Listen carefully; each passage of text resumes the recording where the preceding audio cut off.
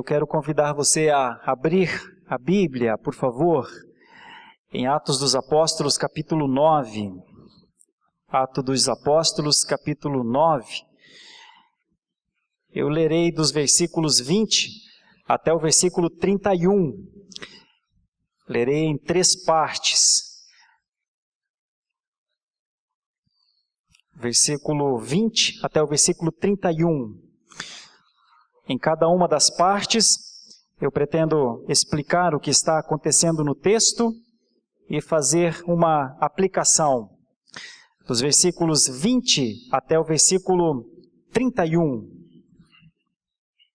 Se você está com a Bíblia aberta, acompanhe a leitura, por favor, deste texto. Primeiramente, dos versículos 20 até o 23. 22, de 20 a 22. E logo pregava nas sinagogas a Jesus, afirmando que este é o Filho de Deus. Ora, todos os que o ouviam estavam atônitos e diziam: não é este o que exterminava em Jerusalém os que invocavam o nome de Jesus? E para aqui veio precisamente com o fim de os levar amarrados aos principais sacerdotes? Saulo, porém, mais e mais se fortalecia e confundia os judeus que moravam em Damasco, demonstrando que Jesus é o Cristo. Meus irmãos, o texto aqui, nesses primeiros versículos, nós estudaremos até o versículo 31, mostram uma mudança muito grande na vida de um homem, é a vida de Paulo. Quem era Paulo? Saulo até então. Saulo, o perseguidor. Por isso, o tema desta mensagem nessa noite é Saulo, de perseguidor a perseguido. Saulo, de perseguidor a perseguido. Saulo e a sua mudança pessoal. Saulo e a sua transformação pessoal. Saulo e o que o impacto da presença de Jesus fez nele. Que pessoa é essa depois da presença de Jesus no caminho de Damasco? Esse é o tema da nossa meditação nessa noite. Eu gostaria de considerar esses primeiros 3 versículos, contextualizando, porque Saulo saiu de Jerusalém para perseguir os cristãos, levá-los de volta a Jerusalém e julgá-los. Mas ele está pregando nas sinagogas. E ele está pregando nas sinagogas não o que os judeus esperavam ouvir. Obviamente, de um judeu como Paulo, da tribo de Benjamim, um homem criado aos pés de Gamaliel, instruído no judaísmo, mais propriamente no farisaísmo. Hoje, para nós, o termo fariseu é uma coisa meio assim estranha, mas na época era sinônimo de elite religiosa. Ser um fariseu era estar entre os melhores. Pois bem, ele está nas sinagogas, mas ele está afirmando que Jesus é Filho de Deus. Então, se ele está afirmando que Jesus é Filho de Deus, essa não é a pregação judaica. Então, imagine você, ele começa a falar lá na cátedra de Moisés, onde normalmente os catedráticos falavam, e de repente ele lê um texto das Escrituras, um texto do Antigo Testamento, um texto de Isaías: foi morto pelos nossos pecados, esmagado, não tinha a boa aparência, mas pelo seu povo, o Messias prometido, entregue, foi crucificado. Só de falar isso já geraria um sobressalto na comunidade judaica, porque já conectaria ao Filho de Nazaré. E de repente, ele está falando isso e está dizendo que Jesus Cristo é o Filho de Deus. Olha, no momento em que alguém aceitou ser considerado filho de Deus foi o próprio Jesus, quando um líder disse assim: tu és o filho de Deus? E ele disse: tu o dizes. E então, quando ele disse isso, as pessoas gritaram do lado: blasfêmia, blasfêmia. E agora, este homem está numa sinagoga falando que Jesus é o Filho de Deus. Então isso gera, o texto mostra, que isso gera um arrombo. As pessoas se levantam, umas olham para as outras e falam: o que é isso? O que esse homem está falando? Quem deixou esse homem falar? Não é ele, Saulo, mas ele está dizendo que Jesus é o Filho de Deus. E aí começam a dizer: mas a gente conhece esse homem. Não é ele que antes exterminava? O que aconteceu com ele? Ele mudou? Ele agora fala a favor do crucificado, o filho de José e Maria? É isso?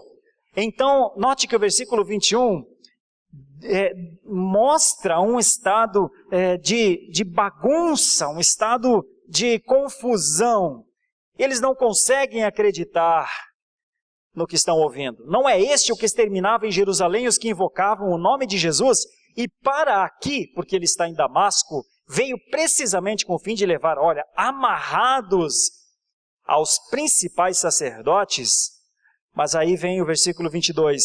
Saulo, porém, mais e mais se fortalecia e confundia os judeus que moravam em Damasco, demonstrando que Jesus é o Cristo. Então eu gostaria de, nesses primeiros 3 versículos, sintetizar esses primeiros 3 versículos com uma frase curta que todos nós certamente entendemos.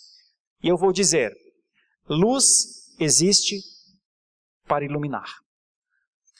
Luz existe para iluminar. Saulo, de perseguidor a perseguido, a primeira grande experiência que ele tem é a de ser luz. Por isso, nós podemos dizer que Saulo entendeu aquela mensagem que Jesus disse: assim brilhe a vossa luz diante dos homens. Luz tem de brilhar. Luz existe para brilhar. Qual o sentido de ter uma lâmpada apagada? Qual o sentido de ter uma lâmpada apagada? Onde nós colocamos lâmpadas? Para que nós colocamos lâmpadas? Nós colocamos lâmpadas exatamente para os lugares ficarem mais iluminados. Exatamente porque queremos estar nos lugares, nos horários que não existe a iluminação natural. A lâmpada existe para o benefício de alguém que quer usufruir aquele lugar, aquele momento. Luz tem de brilhar. Só que, olhando para esse texto aqui, é importante que a gente pense um pouquinho sobre esse conceito de luz que precisa brilhar.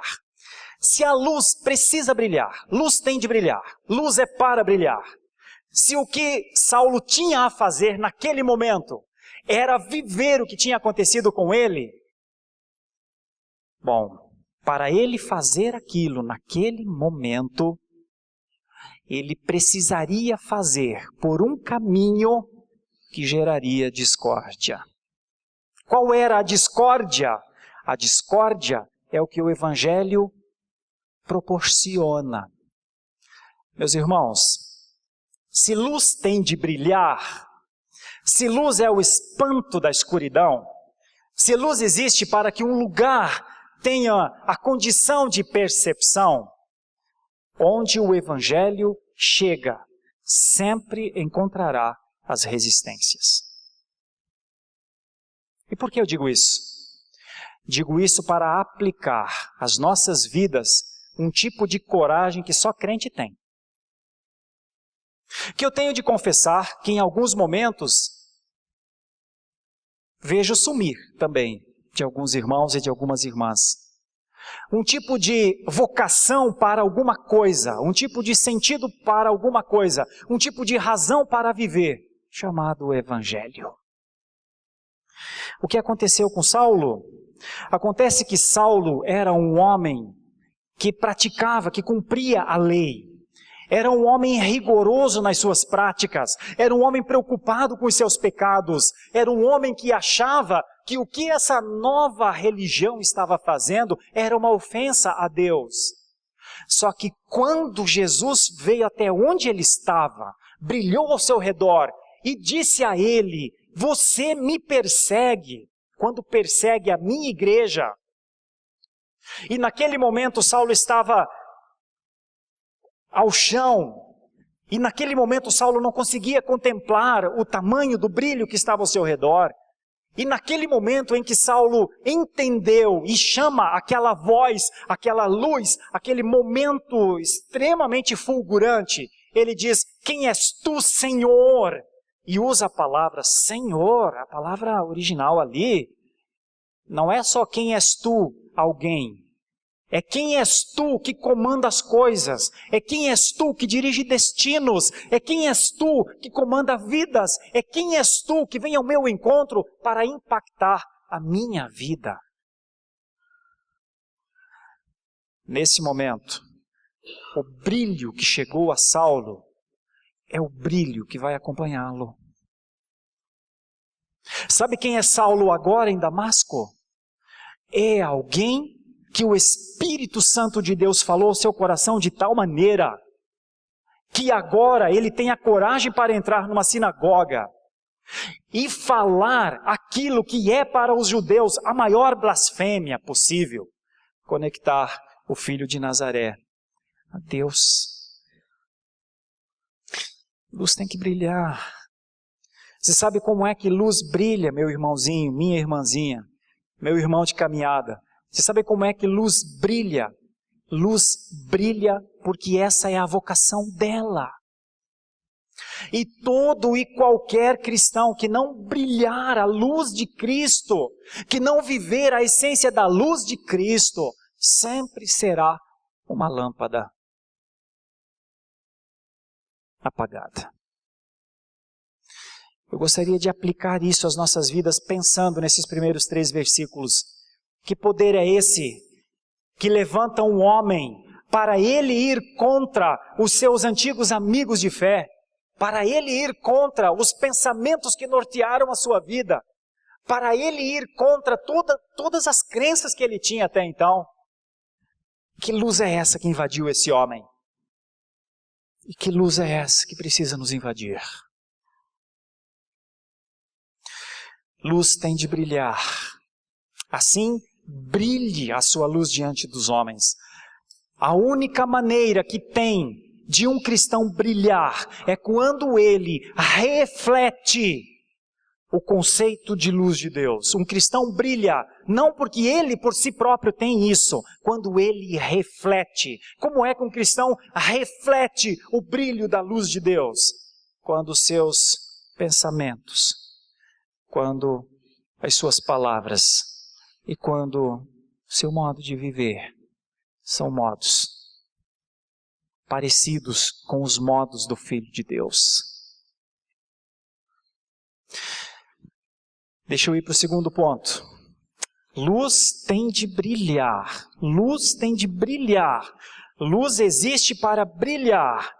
Mesmo que haja resistência. A resistência nunca se levantará ao ponto de impedir que um cristão reflita a luz do seu Senhor.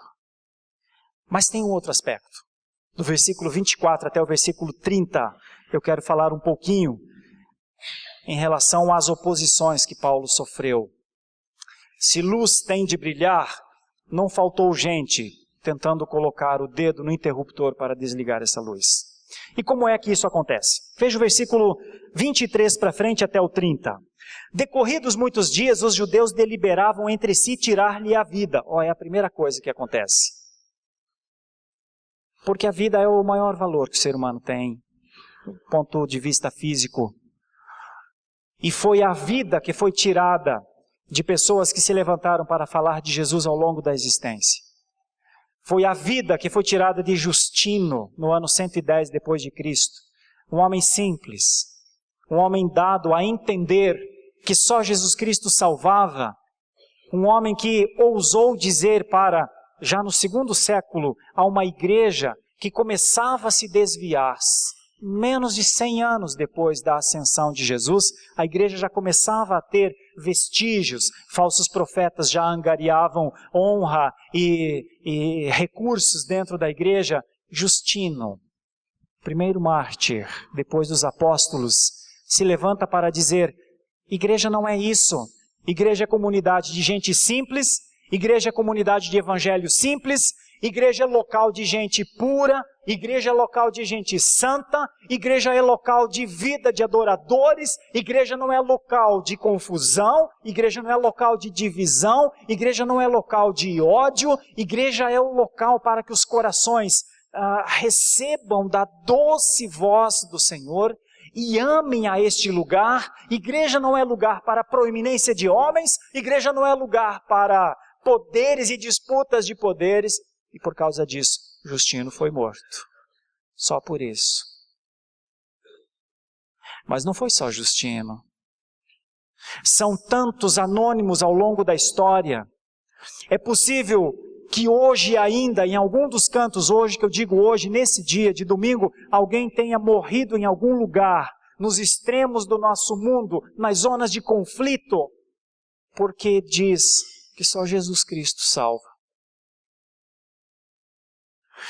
Meus irmãos, a primeira coisa que a oposição faz ao se levantar contra a fé é mirar na vida do cristão. Isso aconteceu com o nosso irmão. Veja como isso vai se desenrolar na vida dele. E veja quais os exemplos que nós podemos tirar disso. Porém, o plano deles chegou ao conhecimento de Saulo. Dia e noite,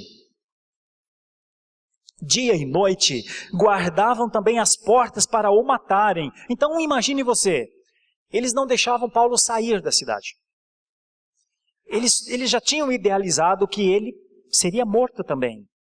Mas os discípulos tomaram-no de noite e, colocando-o num cesto, desceram-no pela muralha. A primeira fuga de Paulo, após a sua conversão, é da cidade de Damasco. É descido por um cesto, muralha afora, para não morrer. Que recepção, hein? Que vida é essa, não é? Mas veja, mais do que isso, tendo chegado a Jerusalém, procurou juntar-se com os discípulos. Todos, porém, o temiam, não acreditando que ele fosse discípulo. Então nós temos aqui mais problemas. Nós temos a tentativa de homicídio em Damasco. Então Saulo vai a Jerusalém e chega em Jerusalém e diz: minha gente, sou crente como vocês. Lá em Damasco quiseram me matar, mas vocês me abraçarão, não é? E aí eles olham para ele e falam: fica longe. Fica longe. A expressão temiam é uma expressão de fobia. É assim: Saulo aqui? Saulo entre nós? Saulo? Não, Saulo não. Saulo não pode. Saulo não pode estar aqui. Não confia em Saulo. Vocês não sabem do que esse homem é capaz. Saulo não. Fiquem longe de Saulo. O instinto de defesa é o primeiro na proteção da vida. Então o instinto de defesa dos cristãos de Jerusalém foi separação de Saulo. Saulo não. Saulo não é discípulo. Ele diz o texto que eles não acreditaram que ele fosse um discípulo. 27. Mas Barnabé, tomando-o consigo, levou-o aos apóstolos e contou-lhes como ele vira o Senhor no caminho e que este lhe falara, e como em Damasco pregara ousadamente em nome de Jesus.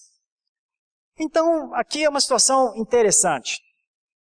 Quando Saulo está sozinho, quando ele não tem condição de se defender, aparece o bom e gentil Barnabé para interceder, para levá-lo até os discípulos e para dizer o que ele soube de Saulo, e para defender Saulo e propor uma aproximação.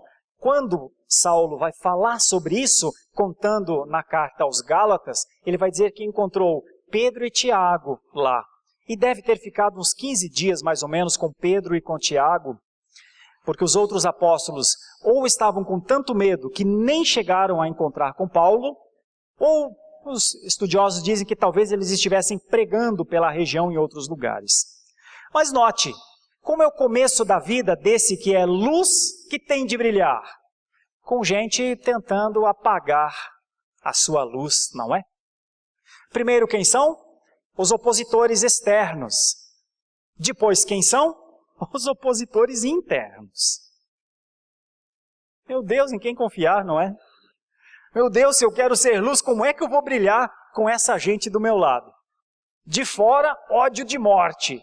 De dentro, desconfiança da minha fé.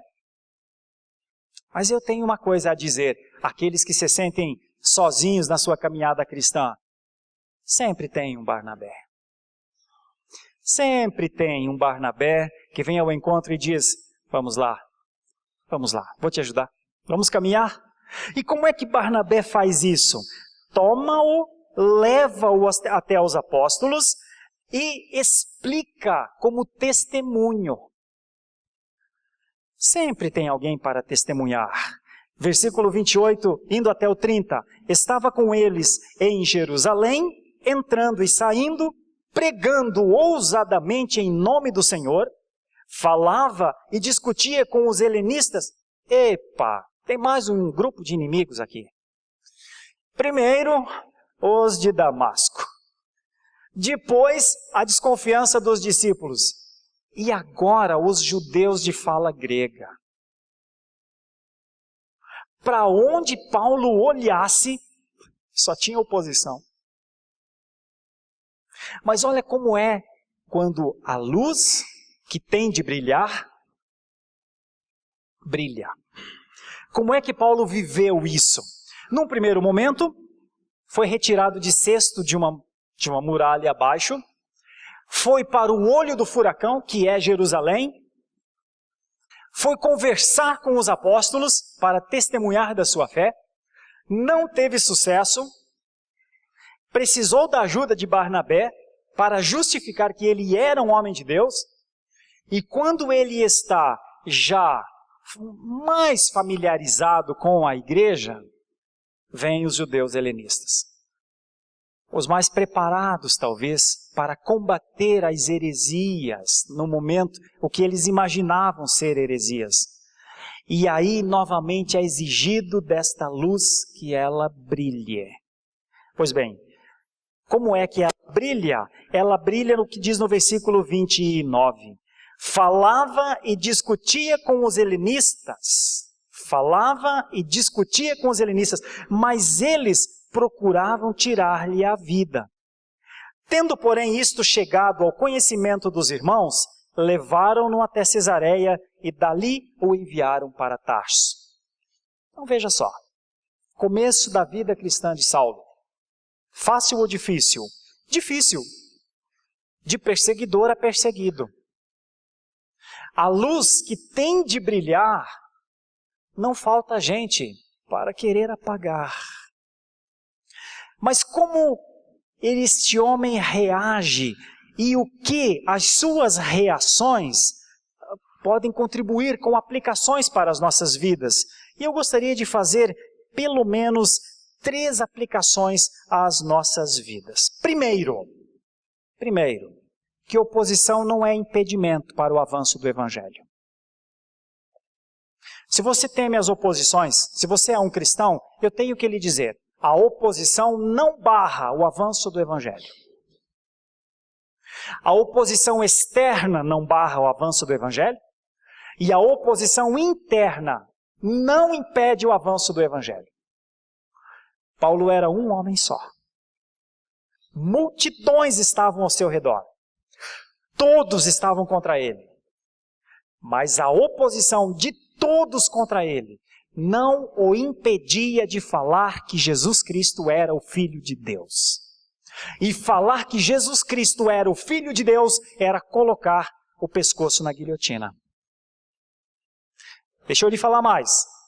A oposição não barra o evangelho e a oposição não impede o evangelista de progredir. E por que não impede o evangelista de progredir? Porque todo evangelista, em algum momento, tem um Barnabé para dizer, eu estou com você. Nenhum evangelista viverá o desprezo, o descuido, o abandono dos seus irmãos de fé. O evangelista, de alguma forma, acredite, converse com pessoas que testemunham da fé e da graça. Converse com pessoas que têm coragem para falar de Jesus nos lugares mais difíceis. Converse com pessoas e vocês verão que sempre teve alguém para ajudá-los. Sempre teve alguém para abrir uma porta. Sempre teve alguém para consolar na hora da angústia. Sempre teve alguém para dizer, vai em frente, não esmorece na sua caminhada. A oposição não barra o evangelho e nem o evangelista. Mas tem um terceiro aspecto como aplicação para as nossas vidas que eu gostaria que nós pensássemos. Se a oposição não barra o evangelho, não barra o evangelista, por outro lado, a fé tem que ser provada por ações. Ninguém é um defensor das coisas de Jesus se não estiver disposto a provar a sua fé pelas suas ações. Por quê, meus irmãos? Porque a fé, ela funciona pelo menos de duas formas muito significativas. A fé, ela funciona para agradar ao Senhor. A fé, sem fé, ninguém agrada ao Senhor. Mas a fé é o instrumento para a tomada de posição diante das pessoas. A fé funciona para agradar ao Senhor em demasia. Agradar ao Senhor é a fé que leva o homem à adoração. É só com fé no seu coração que o homem contempla as grandiosidades de Deus, a beleza de Deus, a infinitude de Deus. É só pela fé que o homem contempla o que é Deus trabalhando. É só pela fé. Mas essa é a relação com Deus. Mas é pela dimensão da nossa fé que nós nos posicionamos. Fé é uma expressão. Fé é uma ação. Então o que aconteceu com Saulo nesse momento? Saulo tinha oposição ao que ele falava e ao que ele era. E por isso a sua fé foi provada. Como é que Saulo agiu? Saulo agiu tomando a posição que ele tinha de tomar. A luz que tinha de brilhar, teria de brilhar ali, agora, na sinagoga, nas praças, nas casas, entre os judeus, entre os gentios. A oposição não barra o evangelho, não barra o evangelista, mas o evangelista precisa estar disposto a ter a sua fé testada. Daqui eu extraio essa segunda ideia. A igreja do Senhor Jesus Cristo não pode temer as oposições, mas ela tem que ter coragem para colocar a sua fé para o teste. Fé não é o que eu sinto. Fé é o que eu faço. Fé não é o que eu digo que eu sou. Fé é o que minhas ações mostram que eu sou. Fé não é o meu grito para dizer, me respeitem. Olha o meu título. Olha o meu cargo. Olha o meu ofício. Não, isso não é fé. Isso pode ser defesa pessoal. Isso pode ser necessidade de manutenção, de qualquer coisa. Isso... Não. Fé, demonstração de fé, são práticas. Saulo está no pior momento da sua vida, momento de maior perseguição. Mas Saulo prega e discute com os mais inteligentes da sua época. Desce por um cesto. E por fim, precisa ser levado por navio até a sua cidade. Por precaução, quase que como num passo atrás. Para quê? para que depois de alguns anos, e ele vai para um local aí, que alguns dizem que é o deserto da Arábia, ele diz na verdade, ele diz que ficou cerca de 3 anos no deserto da Arábia, para depois voltar, depois de alguns anos, e ser não o Saulo, mas o Paulo. Meus irmãos, 2 coisas para recapitular. Luz tem de brilhar e boca tem de falar. Se luz tem de brilhar, se luz faz bem com o seu brilho, boca faz bem com a sua voz. Nunca esqueçamos que este homem, o que ele nos ensina no seu estado, na sua fragilidade, é que o seu amor a Jesus foi tão grande que ninguém apagou esse interruptor e que ninguém o calou. Veja comigo a terceira ideia, que transcende Saulo, que vai para a igreja agora, é o versículo 31. Veja a beleza e o detalhe escondido que está aqui no texto, que eu imagino que nós possamos revelar, trazer à luz. O versículo 31 diz: a igreja, na verdade, tinha paz por toda a Judéia, Galiléia e Samaria, edificando-se e caminhando no temor do Senhor e no conforto do Espírito Santo, crescia em número.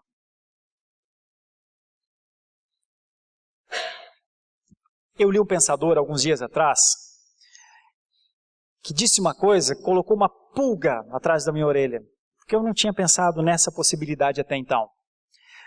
E ele aponta o seguinte, ele aponta que assim que eles despedem Saulo, porque veja só, Saulo chegou para levar os cristãos de Damasco presos, teve a conversão, começou a pregar em Damasco. Você viu o relato de algum convertido na pregação de Saulo? Nenhum.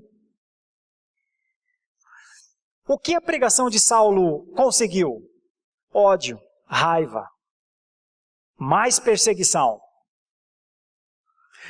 O que a pregação de Saulo consegue quando ele vai para Jerusalém?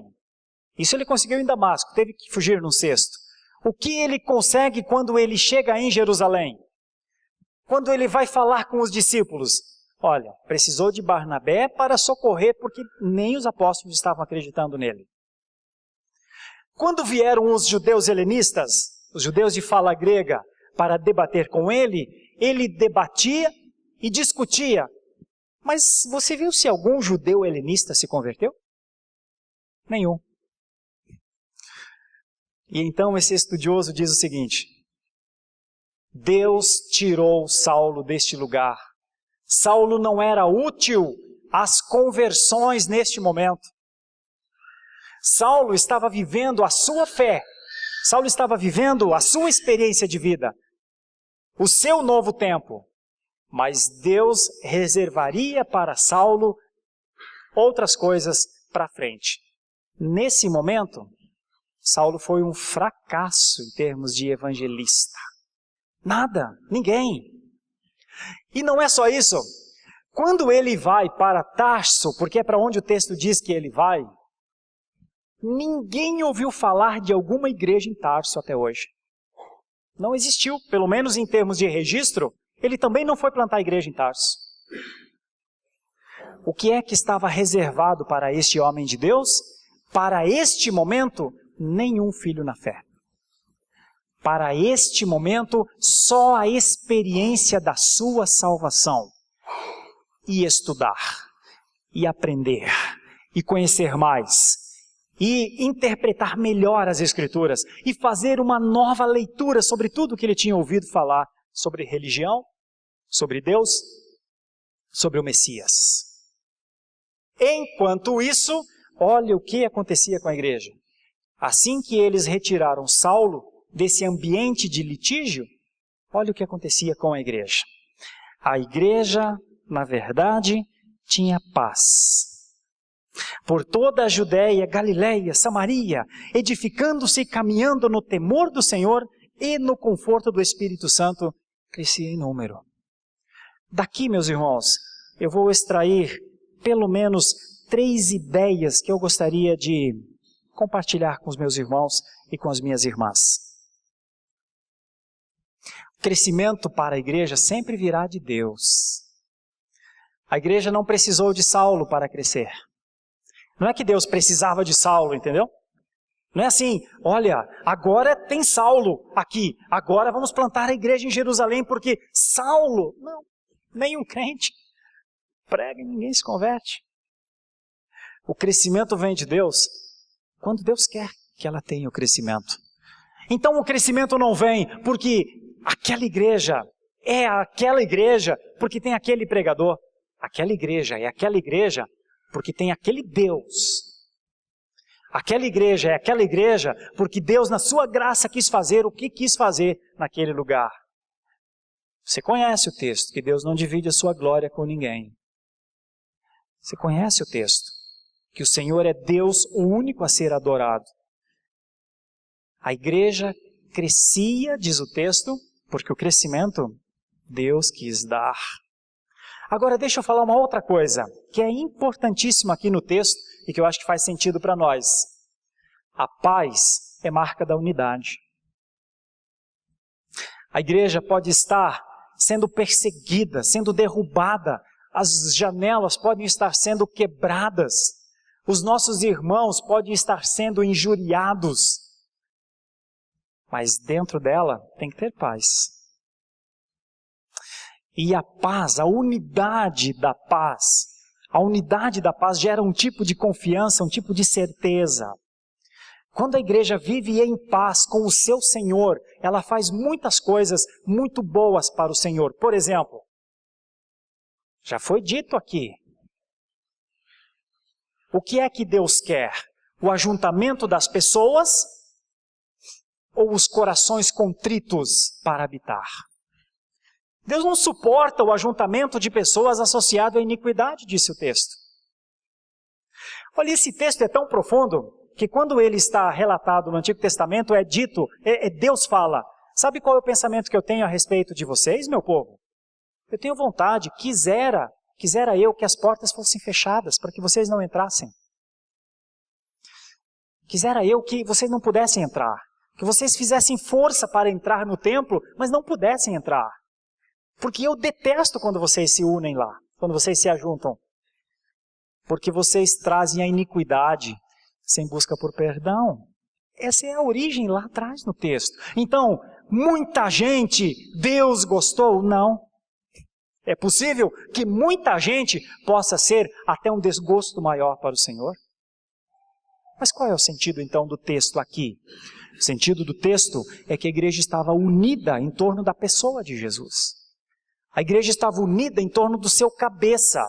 Os membros estavam funcionando de acordo com a ordem do cabeça. E a igreja tinha o Senhor Jesus por cabeça. E este momento da igreja é um momento que a igreja se movimenta em paz. Então, apesar das dificuldades e tudo, mas a paz é uma marca da unidade da igreja. Qual a aplicação que tem para nós, para uma igreja em franco crescimento? Nós temos de cultivar a paz. O que é a paz? A paz é a concórdia. A paz é fugir do litígio. O que é a paz? A paz é se importar com uma possível verdade que o meu irmão tem. O que é a paz? A paz é reconhecer que o meu irmão é superior a mim e não eu superior a ele. O que é o conceito de paz? É o conceito de valorização da existência de Deus no coração do meu irmão. O que é a paz? A paz é o reconhecimento que o meu irmão, como eu, é dirigido pelo temor do Senhor. O que é a paz? A paz é eu tirar a capa de juiz acerca das ações do meu irmão. Ninguém consegue paz querendo ter razão sempre. Ninguém consegue paz querendo provar que os outros sempre estão errando em alguma coisa.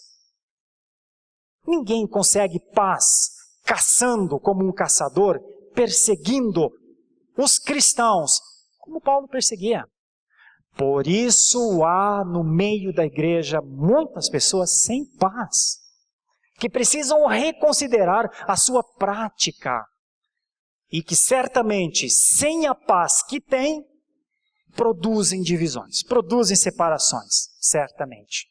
Mas o texto aqui diz que a igreja crescia, porque a paz era um sinônimo, era uma marca da sua unidade, estava unida. E por fim, como é que uma igreja descobre o melhor jeito de viver? Quando ela reconhece o senhorio de Deus. Quando toda a igreja, como que numa sinfonia, como que numa peça bem feita, como que numa orquestra sinfônica, todos cantam e louvam no mesmo tom, sem desafinar, e aquela obra é completada. É assim que é um culto ao Senhor. Quando os cristãos professos o adoram com alegria, com singeleza de coração. Quando eles olham para o lado, percebem o seu irmão, se alegram com os seus irmãos. Quando o alvo da sua vida não é bater no seu irmão, quando o alvo da sua vida é compreender que a igreja por si só já tem um desafio enorme, sofre a perseguição terrível que vem lá de fora. Mas quando nós olhamos para o nosso lado e dizemos, que bom que você está aqui, estamos juntos, como é que está a sua fé? Como é que está a sua casa? O que eu posso fazer para lhe ajudar? Não para lhe ensinar, não para lhe julgar, não para dizer o que você tem que fazer. Sempre que você pensar o que o outro tem que fazer, eu digo, cuide da sua vida. Toda vez que você pensar muito no que o outro tem que fazer, provavelmente você não está cuidando da sua vida. Cuide bem da sua vida. Eu sei que é um ditado popular isso, cuide da sua vida, até pejorativamente usado. Mas eu quero dizer, cuide da sua vida porque ela tem este valor dentro da igreja. Sua vida precisa ser um instrumento de paz, como aconteceu aqui no texto. A igreja, na verdade, tinha paz em todos os lugares. Olha, e aí é Judeia, é Galileia, é Samaria, edificando-se e caminhando. E é daqui que vem o conceito de estando junto, caminhando junto mesmo. Caminhando se fortalecendo. Caminhando e fazendo duas coisas fundamentais. E eu aplico isso já indo para o final. Meus irmãos, sabe quando a igreja é a melhor igreja? Sabe quando ela é uma boa igreja? Quando ela teme de verdade o Senhor. Sabe o que é o temor do Senhor? O temor do Senhor é ter fobia em relação às nossas práticas, aos nossos pecados, porque os nossos pecados, meus irmãos, quando nós cometemos os nossos pecados, normalmente nós cometemos contra as pessoas, certo? Mas antes de cometer as pessoas, o nosso pecado bate lá na santidade de Deus. Você sabe qual é o grande desafio para uma igreja que quer temer ao Senhor? É lidar com seriedade, lidar com responsabilidade com seus pecados. Sabe o que é lidar com os seus pecados? Eu vou lhe dizer em 2 ou 3 coisas fundamentais acerca da nossa vida. Sabe o que é lidar com um pecado, por exemplo, de infidelidade? Você sabe o que é lidar com um pecado de má administração no lar? Você sabe o que é lidar com um pecado de mau testemunho? Sabe o que é lidar com um pecado que depois de você falar, não há mais o que fazer? Depois de você dizer, não há mais o que fazer? Vou dar o exemplo. Enquanto a gente pensa alguma coisa, a gente é senhor dos nossos pensamentos. Mas depois que a gente fala, a gente é escravo do que a gente disse. Meu Deus, como tem pessoas no meio, no mundo cristão, que falam sem pensar. E isso é pecado. Falar sem pensar é pecado. Agir sem pensar é pecado. Não levar em conta a santidade de Deus é pecado. Uma igreja que quer temer ao Senhor tem que levar a sério os seus pecados. E como é que a igreja crescia? No temor do Senhor. O temor do Senhor, meus irmãos, é uma análise pessoal que nós, a igreja, temos de fazer constantemente. O quanto eu agrego a tua causa, Senhor. O quanto eu sou útil aos teus planos, Senhor. O quanto eu faço, Senhor, que o Senhor faz bom uso. O quanto da minha vida tem de generosidade, o quanto da minha vida tem de paciência, o quanto da minha vida tem de entrega, o quanto da minha vida tem de ombro para que pessoas possam chorar, o quanto da minha vida tem de conselho para que pessoas possam ser beneficiadas nos momentos difíceis. A igreja tinha paz, crescia, é a última coisa que o texto vai dizer. A igreja caminhava no temor do Senhor. E um estudioso em especial me disse uma coisa, eu lendo, foi fundamental para mim, importante mesmo, e eu quero concluir com isso. A igreja que teme ao Senhor sempre terá o consolo do Espírito Santo de Deus. Então, se você faz parte da igreja e você teme ao Senhor, você não trata os seus pecados como pequenos resvalões. Nos outros é com pena de morte, mas nos seus resvalões, não, você não é assim. Não. Pena de morte para você, dos outros são resvalões. É assim que a gente deve ver. Ah, tal pessoa fez tal coisa, oremos por ela, ela não deve estar bem, vai ficar melhor. Eu cometi alguma coisa, meu Deus, por que eu sou assim? Por que eu continuo sendo esse homem, essa mulher incrédula? É assim que a gente deveria tratar a nossa vida e o pecado em nós. E não assim, quando nós ou nossos filhos cometem alguma coisa, a gente passa a mão e fala, todos somos pecadores, a carne é fraca, tá. Não gosta nem de ouvir nada. Mas quando é com os outros, aí a gente tem vontade de colocá-los na guilhotina, exterminá-los. Irmãos, o trato com o pecado precisa começar sempre em nós. É o nosso ego, é o nosso eu que precisam ir para a guilhotina. Não é o meu irmão que precisa ir para a guilhotina. É você que precisa ir para a guilhotina. Eu e você. É com Cristo que nós morremos. E quem não morre com Cristo não ressuscita com Cristo.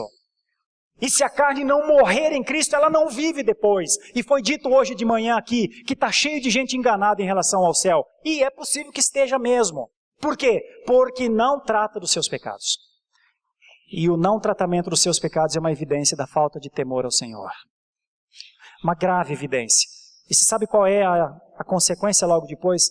Não terá o consolo do Espírito Santo. Pois bem, mas para a igreja que teme ao Senhor, é o que o texto diz, Atos 9:31. Para a igreja que teme ao Senhor, ela crescia no temor do Senhor e no consolo do Espírito Santo. Sabe por que a gente precisa do consolo do Espírito Santo? Porque sempre terá alguém com o dedinho lá no interruptor querendo apagar a nossa luz. Sabe por quê?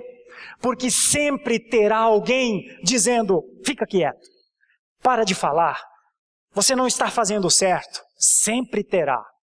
Em 15 anos de ministério, você pode ter certeza, eu sempre tive. Pode ter certeza. Sempre terá alguém querendo apagar a sua luz e sempre terá alguém querendo diminuir o tom da tua voz. Sempre. Por quem eles são usados, nem me interessa. Não os julgo. Não me interessa mesmo.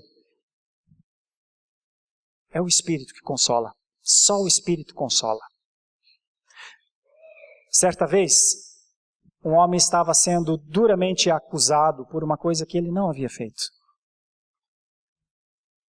Eu era testemunha da sua inocência. Eu estava do lado dele e quando começou a se levantar um falso testemunho dele, eu disse para ele, eu vou te defender. Você não fez isso, eu sei que você não fez isso. A grande surpresa para a minha vida foi quando ele disse, você é meu amigo, você está provando a sua amizade com isso. Mas isso é Deus me humilhando. Não faça nada por mim. Não me defenda. Não faça nada por mim. O que está acontecendo na minha vida neste momento não é este homem que se assemelha a um Simei. Simei foi aquele homem que enquanto Davi voltava para a cidade gritava, Davi, seu cão, seu alguma coisa assim. E os amigos de Davi disseram, vou matar esse homem. E Davi falou, não façam nada com ele. Isso é Deus. Meus irmãos, quando eu sabia que aquele meu amigo era um inocente, eu tive vontade de dizer, de provar, na minha ira, naquele momento, calar a todos aqueles que estavam fazendo mal a ele, a sua família, a sua honra e a sua dignidade. Mas a surpresa dele para comigo quando ele disse, não faça nada, não me defenda, não precisa me defender, isso é Deus me humilhando. Eu preciso temer ao Senhor, eu preciso temer mais ao Senhor. Fique em paz, o mesmo Deus que me humilha, envia o seu Espírito para me consolar. Deixa eu chorar isso agora. Deixa eu chorar essa angústia. Deixa eu chorar a perseguição agora. Foi isso que ele disse para mim. Eu não conseguia entender. Eu tinha 1 ou 2 anos de ministério. Eu queria dizer, não, isso não é justo. Isso não é justo você estar passando por isso. Deixa eu falar, deixa eu dizer que não é. Ele falou, não. Isso é Deus trabalhando comigo. E ele passou por aquela angústia. 1 ano ou 2 anos mais ou menos, sendo injuriado por uma coisa que ele não fez. Em choro, em oração, para que depois de uns 2 anos mais ou menos, ficasse completamente provado a sua inocência. Sabe por quê, irmãos? Porque sempre tem o consolo do Espírito Santo de Deus para aqueles que temem ao Senhor. Pense nisso. Luz tem de brilhar, boca tem de falar. E no meio de todas essas dificuldades, a fé tem que ser usada para a confiança. A fé tem que ser usada. A fé é como se fosse, eu vou usar uma espécie de ilustração. A fé é como se fosse aquela poupança que a gente guarda em algum lugar para quando precisar. Fé não é para ser utilizada quando tudo vai bem, ou fé não é tão requerida quando tudo vai muito bem. Quando tudo vai bem, tudo vai bem. Fé é para ser utilizada nas horas, nos momentos, nas circunstâncias de oposição, de perseguição, de solidão, em que a vida está em risco, em que a luz está prestes a ser apagada, em que a boca está sendo amarrada ou tentativa de amarrar. A fé é aquela poupança que a gente vai, recorre, recarrega e pronto, ela é patrimônio seu. Aqueles que não exercitam a fé e não têm onde encontrar fé nas horas mais difíceis da sua vida, provavelmente experimentam dores angustiantes. Aqueles que temem ao Senhor, tratam dos seus pecados e exercitam a sua fé. E o exercício da fé, a prática da oração, a prática da leitura das Escrituras, vão dando ao homem, à mulher cristã dos tempos atuais, a condição de, nas horas difíceis, recorrerem àquela poupança guardada. Luz tem de brilhar, boca tem de falar, e fé tem de ser exercitada. Foi isso que Paulo fez. São lições para a gente pensar. Os tempos são outros, são 2000 anos depois. Mas acredite, luz é luz hoje como era lá atrás. Boca e voz é hoje como era lá atrás. E fé é hoje como era lá atrás. Nada mudou, os princípios são os mesmos. Que Deus possa nos abençoar para que nesse tempo em que estamos vivendo, possamos ser luz. Possamos ser boca que fala das coisas do Senhor e possamos ter fé como poupança para uso nas horas mais difíceis da vida. E então, o que aconteceu com Paulo pode nos ensinar a viver. Que Deus nos dê da sua graça, que o Espírito continue a consolar aqueles que temem ao Senhor, que a paz continue a ser a marca da unidade da igreja do Senhor, que o crescimento continue a vir de Deus da maneira como Ele quiser. Nos encontrará aqui, dando glórias e louvores ao Deus que tudo pode e que tudo faz. Em nome de Jesus. Amém.